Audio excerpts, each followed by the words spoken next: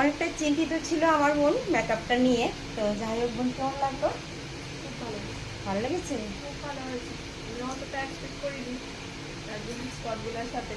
হ্যাঁ, অনেকটাই প্রবলেম ছিল, তো ওটার জন্য আমিও চিন্তিত ছিলাম। তো যাই হোক, প্রবলেমটা এখন সলভ হয়ে গেছে।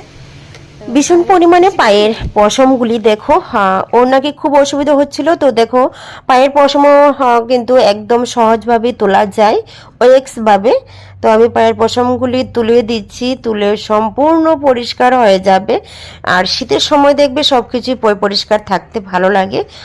আর দেখো আমি ওয়েক্সের মাধ্যমে সেই পেপারের মধ্যে সমস্ত পশমগুলো উঠে গেছে, পা একদম নিট অ্যান্ড ক্লিন হয়ে গেছে। যারা যারা করতে চাও তো অনেকেই কিন্তু আমার পার্লারে চলে এসো, অনেকে নতুন নতুন যারা যারা আছো তারাও চলে আসছো, অনেকেই খুঁজ পাচ্ছ নতুন করে আমার পার্লারটা।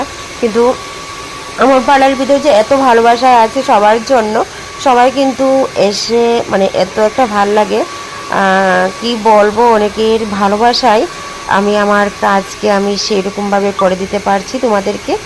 আর এই হেয়ারটার মধ্যে কিন্তু ভীষণ পরিমাণে পাকা ছিল, তো এই হেয়ারটার আমি সম্পূর্ণরূপে কালার করে দিয়েছি এবং প্রচুর পরিমাণে ড্যামেজও ছিল, ফ্রিজিও ছিল। তো এইটাকে আমি সম্পূর্ণভাবে ঠিকঠাক করে তুলেছি।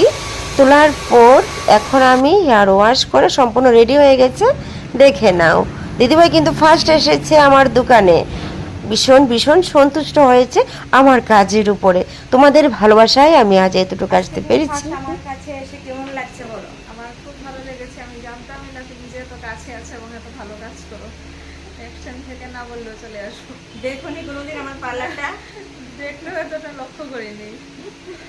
তো আজ আমার এই কিউটি দিদিভাই এসেছে হঠাৎ করে, কিন্তু এই যে অনেকগুলি কাজ করে দিয়েছি। তুমি জানতোই না আমার এখানে যে পার্লার আছে।